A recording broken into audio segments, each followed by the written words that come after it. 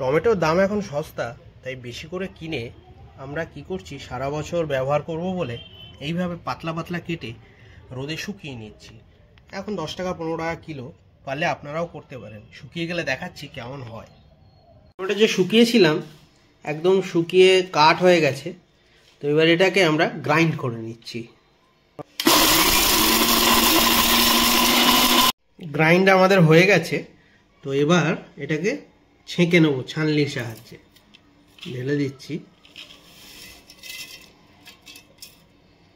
আস্তে আস্তে আমরা এটাকে ছেঁকে নিচ্ছি। এবং নিচে ফাইন পাউডারটা পড়ে যাচ্ছে। দেখুন আমরা বেটে নিয়েছি, ফাইন পাউডার করে নিয়েছি, দিয়ে কাঁচের বয়ামে রেখেছি। আর এটা অনেক দিন অবধি রাখা যায়।